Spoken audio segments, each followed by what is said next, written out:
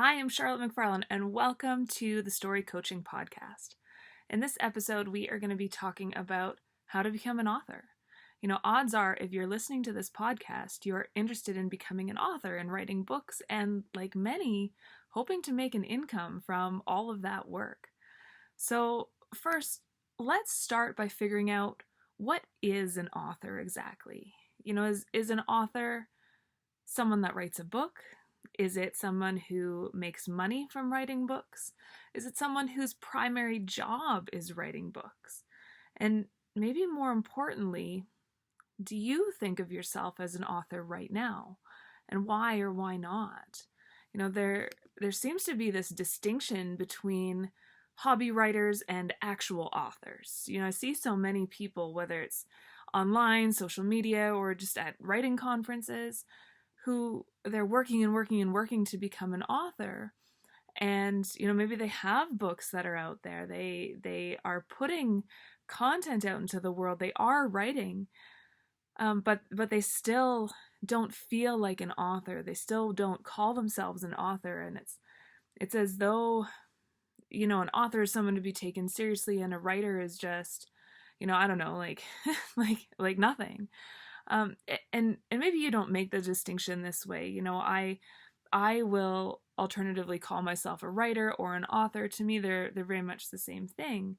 But what I'm really talking about today, and what I really want to drive home is, kind of this distinction, or maybe that there's not much distinction between a hobbyist, someone who does it just for fun, and someone who has a successful career writing books. And really, I think when we are trying to make that distinction, it's something that's very internal. It's how we think about ourselves and our writing. It's not necessarily some external definition that someone else gives us. It's really all in our own minds. And that really is important. And I really wanted to talk to you about that today, because the way that you think of yourself, it counts. It counts for a lot of things. Most importantly, how you think about yourself determines how you show up and how you ultimately write. So the real question is, do you write like an author with a successful career? Or do you write like someone with a hobby? Are you someone who takes this writing and yourself seriously? Or are you someone who's just fiddling with it? Just going with it whenever it's there. And wherever you are, that's okay with me. That's just fine. But we can imagine that the person who will build a successful career is the one who looks at writing like a successful career before they ever make it. It's this idea of internal belief before external reality. We tend to think of it the other way. We tend to define success and author in a certain way in our heads, and we wait until we meet that definition before believing and really before treating ourselves that way. Another way to think of this really is to imagine two writers. They both love writing. The first one, they have incredible ideas, and they're at the keyboard whenever the inspiration strikes. And some days they write a lot. Some days they don't even look at the computer. The second writer, maybe they don't have those fits of inspiration, but they sit down at the keyboard every day and type. They have good days. They have days where they struggle. Days where they don't think that they're any good, but they keep sitting down to write. And they study writing, and they figure out how to rewrite all of those ugly sections that come out. Who between those two do you think has a better chance of building a career? Who do you think will be a better author by the end of a year, or 5 years, or 10 years? So this episode is really for those of you who are waiting to call yourself an author. Maybe you're waiting to have a bestseller, or you're waiting to be published. Maybe you do sit down to write every day, but you worry that you don't know what you're doing, or you don't have any talent. Maybe you're convinced that writing is just a hobby. It's something just for fun, and you need to stick with your real life money-making career. And if that's you, Here are the key points that I really want you to take away from from this episode, and these are really, some of the shifts that I had to make when I was transitioning from my original career, my professional career, into something that I too had always considered just a hobby. And the first thing I want you to know is that words are just words. So author, writer, hobby, career, they're just words, and they take on the definitions that we give them. What is more important than the word is what we believe we are. So believe that you have what it takes to be a successful author. Go ahead and call yourself that, and treat yourself like that, and show up like a successful author. And while you might not match the external definition, you need to match the internal definition. And the other thing is that becoming an author or building an author career, it's not about talent, it's not about luck, it's not about hitting these certain levels of achievement. It's really just about hard work and perseverance. That's the biggest difference between the hobbyist and, the person whose primary job, primary income comes from writing. And along with that hard work and that perseverance, most authors, they write many books. It's not a case of simply writing one really good book. It's not waiting for the inspiration for the best book ever to come in and come through you onto the page. It's really about taking the time to learn and to grow and to write multiple stories. And in this day and age, there are many ways to get your books out there and build a career from fiction. We don't have to wait for all of these gatekeepers, because that's not actually what defines success anymore. So, do you believe that you have what it takes to be an author? So good news, right? Being an author is a mindset. It's not a definition. We think about a marathoner. Before I had kids but after vet school, I used to run marathons. That was my thing. That was my stress relief. And here's the thing with marathons and marathoners. What do you picture when I say, marathoner or marathon runner? You picture kind of that like zero body fat runner. They're pouring sweat. They've got their little tiny shorts.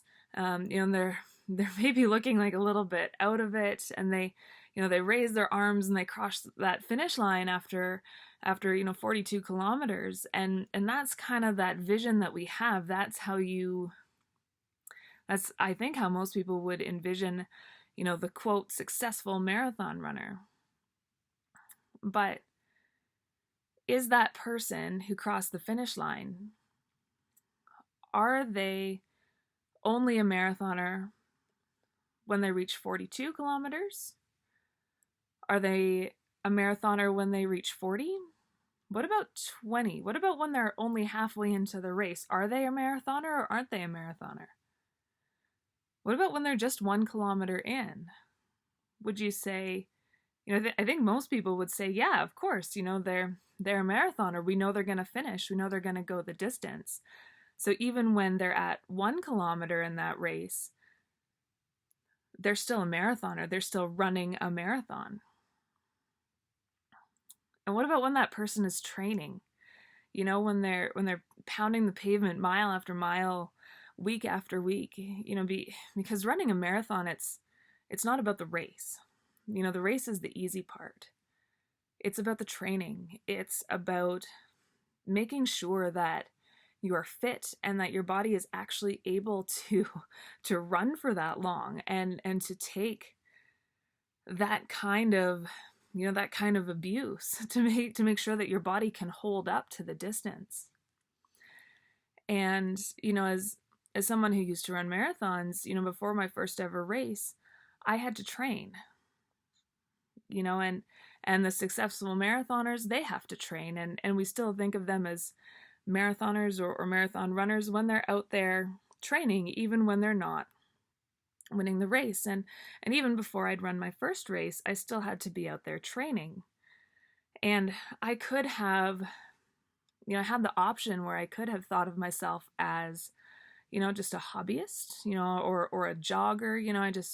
I run on the weekends, that weekend warrior type of idea. But what I did was I thought of myself as a marathoner because I trained like a marathoner. My weekends were taken up with long, long runs, like 2, 4, 5 hour runs. And then my weekdays, were shorter, but they were speed work, they were resistance work, they were cross training, and I had to look at things like my diet, my sleep cycle. I had to train like an athlete, even though I hadn't ever run a race, or at least not a marathon race at that point. And even though, by some definitions, maybe I wouldn't have been considered a marathoner because I'd never actually done it. But in order to do the thing, I had to train like I was someone who was capable of doing the thing, of someone who, was going to cross that finish line at some point. It's not that I crossed the finish line of that first race and then I became a marathoner. Then somebody came and, stuck a definition on me and said, "You're a marathoner." It's that I decided to become one. I decided to think of myself as one, and I treated myself like one. I acted like one. I showed up like one. And somewhere along the way, just gradually, just by living the lifestyle, I turned into a marathoner. So it's the same with writing. You might be only partway on your journey. You might be just starting out, but you have to decide if you're someone who's going to go for a casual jog when the mood strikes, or if you're going to train to run the marathon. Even if you haven't run the race yet, even if you haven't written the book yet, the only way to finish is to treat yourself like you're already the successful version of you. Make sense? So really, if you want to become an author, there's no magical anointing. There's no moment where you get to say, okay, now I'm an author and I will take myself seriously now. You need to start taking yourself seriously, and then you will evolve into a successful author. And so the big question really is, do you want to be an author? And are you willing to treat yourself like one, even if you're only halfway? And I hope the answer is yes. Because if the answer is yes, then you are an author. And if the answer is no, not really, then you're a hobbyist. And so why does this matter? Why does it matter the way that we show up and the way that we think of ourselves and the way that we treat ourselves? And this goes back to episode 1, where we talked about how if we want to write a book, the most important thing is if we are willing to learn and to grow into it. And that is because the best talent is learned. You might be someone who writes amazingly well when they're inspired. You might have a lot of that natural talent where you can take stretches of time off, you wake up with an idea, and then you just dump 5,000 words down on the page. And maybe the prose, maybe the narrative is even pretty good, and the scene is exciting, and it's a really well-written piece. Good for you, congratulations. But I hate to break it to you, you're never going to write a novel in a single day. It's just too much. It's just too many words. And so I wonder, if we're just waiting for inspiration to hit, are we ever going to finish anything? Let alone go through the process of learning and editing and rewriting and building our craft. All of that hard stuff, all of the uphill learning curve. You can disagree with me if you want, but I don't think inspiration is enough to get you there. I think that without that commitment, without that perseverance, you're not going to finish. that's unfortunately what I've seen time and time again. And I think of it like the old, the children's story, The Tortoise and the Hare. And, and of course, in The Tortoise and the Hare, the hare challenges the tortoise to a race. And he's sure that he's going to win. He's the fastest animal in the forest, and the tortoise, of course, is the slowest. And the hare is so sure that when the race begins, he runs ahead, and he's far in the lead, and he's just, he's so certain he's going to win that he shows off.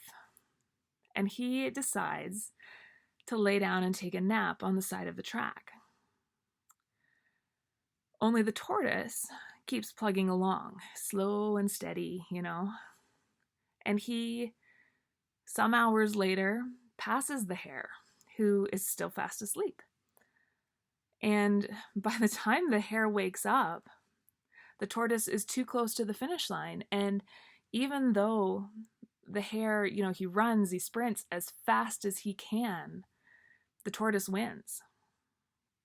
It's a nice little fable. I had this like fantastic book with these cute little drawings, but it's really about hubris. It's about the hare thinking that his natural talent is enough. And it's about the power of perseverance. It's about how the tortoise is able to just keep going, even though he's at his slow, slow pace. He's still the one that comes out the winner in the end. And for us writers, it's a good reminder that consistency and dedication to learning will serve us far better than any kind of talent or any kind of book written, just in the feverish throes of inspiration.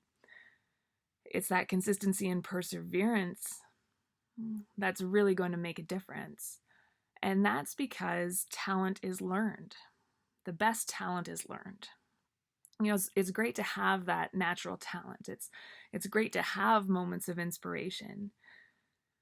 But it can't be a substitute for hard work and for commitment, because it will only get you so far. And if you're someone out there who thinks you don't have any talent or any skill at writing whatsoever, I'd encourage you to think of it as a good thing. Because when you believe you have a lot to learn, you're willing to do the work to learn it. And you're going to be the tortoise in this situation. And being an author, it's not about talent. It is about perseverance. It's about showing up like a professional every day, being willing to work and to learn even when the going gets tough. And so we're asking the question, how do I become an author? And for a lot of people, when they ask me that, it is, how do I make this a career for myself?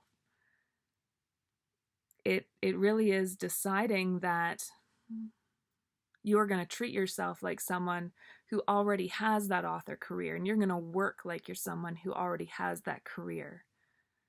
And that career is just going to fall into existence because you've been treating yourself that way.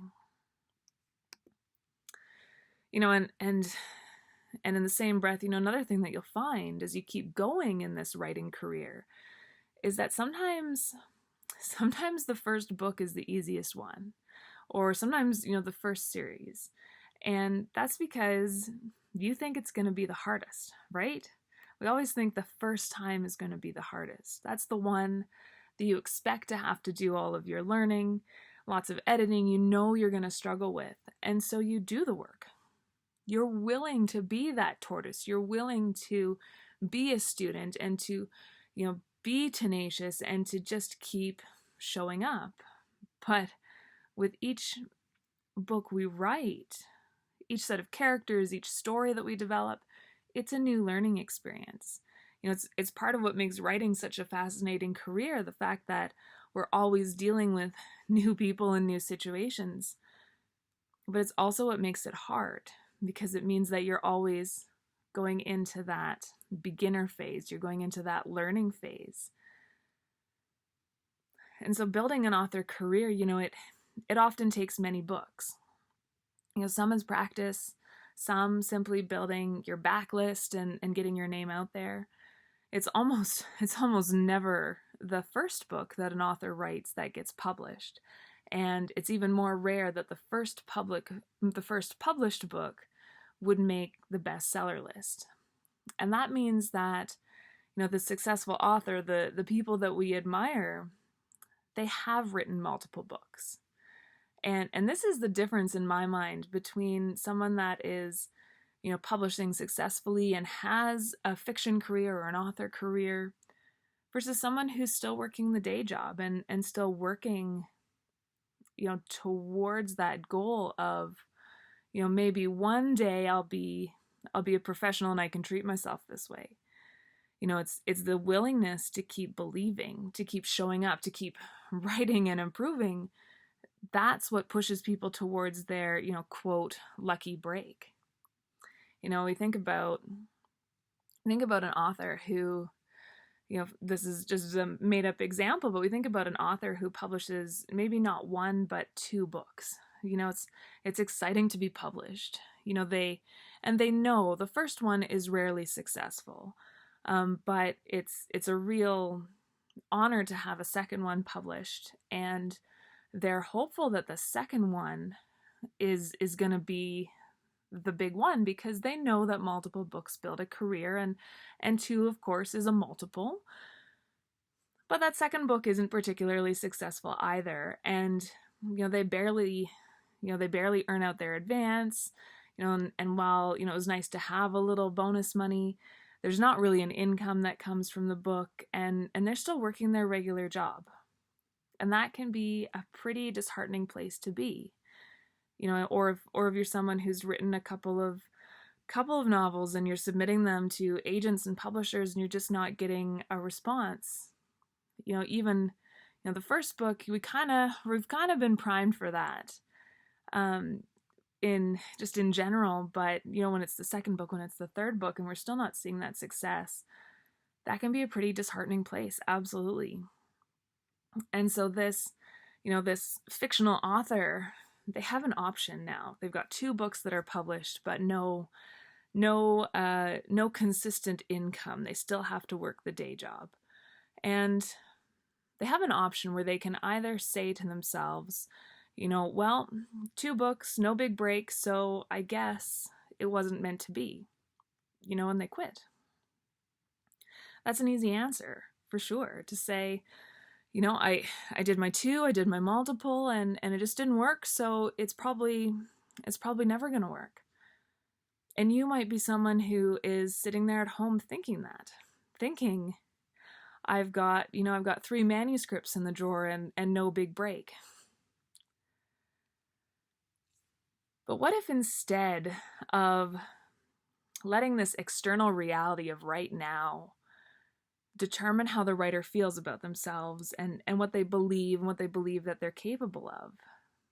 What if they ignore that kind of external definition and they hold on to that author mindset? They keep the internal definition, the internal belief there. They're holding on to that belief that they're simply on the journey to being successful. Or, as I like to call it, pre-successful. So when they have this belief that I'm pre-successful, I will be successful, they go ahead and write another book. Because a successful author would write another book, and so why wouldn't they? And that's kind of a mid-level book too when it gets published, but it's another book that's out there, and she keeps writing, and she's got more, she keeps getting publishing deals because she's doing well enough. And suddenly, out of nowhere, book 5 or book 6 turns into the next Harry Potter, and all of a sudden that's her big break. That's millions of dollars, 7-book deal, movie rights, international bestseller list, like the whole thing. That's absolutely everything, you know? Boom. And you know what? That never would have happened if she let her lack of success at book 2 tell her she wasn't going to be successful ever. You know, or maybe there's no big break at all. There's no book that goes bestseller. But the writer, she keeps on writing and she keeps putting a book out there, you know, 1 book a year. And with each one, she gains a few more readers and then a few more readers. And then there's this phenomenon called the backlist, which is all the books you've published before. And you know, we are in this much more technological digital age, and now with ebooks, books can always be in print, or not print, but they can always be available, as opposed to a print copy, which, you know, they usually run a certain number, and once those are gone, or sometimes if they didn't sell enough and they just get destroyed, they're still gone. Once they hit that certain number, there's no more. An ebook is different. It is there forever. You know, and so our writer, she gets these fans, and you know, even though none of her books have ever hit a bestseller list, her fans really like her writing, and they go back and they read through her other books. And so, you know, our writer, you know, she just keeps plugging along, and somehow, you know, maybe by book 10, even though none of them has been, you know, a big break, none of them has been super successful, she's got enough readers, and they're reading through the backlist enough that she has a steady income. And maybe it's not the millions that we all seem to want, but it's enough to quit her day job and to write comfortably, or to live comfortably while she's still writing more and more books. And again, you know, none of that would have happened had she not held true to the author mindset and treated herself like an author, you know, sitting down to write every day, learning, growing, improving, and just being consistent and consistently putting things out there. You know, and I want to let you know that is how most, you know, full-time authors make their livings. It's not through one big bestseller. It's through consistency. It's through publishing multiple books. And it really shows, I think, this idea that the internal belief, the way that we think about ourselves, the way that we talk about ourselves, and the way that we treat ourselves and show up, that's what creates the external reality. You know, you need to believe it and train like it before you become it. It's not the other way around. You know, and the last thing that I want you to watch is what you believe the definition of an author is, or what success is in this writing business. You know, just like our fictional author might never have a bestseller, she's still what many of us would look up to as successful. Or she has the career that a lot of us are working towards. And the path that I described to you of having multiple books and making an income off the backlist, you know, again, that really is how most self-published authors are making 6 or even 7 figures writing books. There's no bestseller, there's no, you know, maybe they might be at the top of the Amazon list for a day or two, but I mean, really they're making enviable incomes just because they've showed up a day after day after day, and they've written multiple books, and they treat writing like a business, and you know, they learn and they grow, and they just put books out there. They build fans, they build a career, and frequently, you know, these people that are doing this, they're more successful than your average traditionally published author. You know, and so there's many ways to do it, and it's not all about, you know, that Hollywood blockbuster, or, you know, the merch franchise, or all the spin-offs. It's about writing, and it's about writing some more, and it's about treating yourself like an author. like a professional, like a successful business owner from day one. So, if you're in this game, if you're listening to this podcast because you want to make writing your day job, or because you want to write books that hook readers, that builds your author career, here's what you have to do. You have to sit down and start writing. You have to treat this like a job, like it's something serious. It can't just wait for inspiration. And the thing we forget is that inspiration and creativity, these are mental muscles. They aren't strong just out of the gate. We have to build them. So plan your time every week. What days will you write? When will you write? For how long will you write? Some people also plan for word counts. How many words are you going to write each day? And commit to learning. Commit to pushing through the hard days. Because there will be hard days, just like any profession. When I was a veterinarian, people thought that I petted puppies and kittens all day long. But the truth is that I dealt with a lot of very difficult cases, a lot of very sick animals, and a lot of heartbreak in both in myself and in my clients, and those are hard days. Every profession has them, including writing. And when you've done all that learning, go back and apply what you've learned to your writing. Learn what kinds of mistakes you frequently make and how to fix them. And you will get better each time that you do this. So write, learn, review, repeat. Keep writing, keep learning, keep reviewing, keep fixing, and treat yourself like a successful author. What if this was your day job? Would you show up the way that you have been? Maybe not, right? Remember that this is a journey. You are on the path from where you are now to where you want to be. We did that visualization exercise in week 1, where we can see, we can see us as successful and we can see us where we are now, and there's a space between them, but there's still a line that connects them.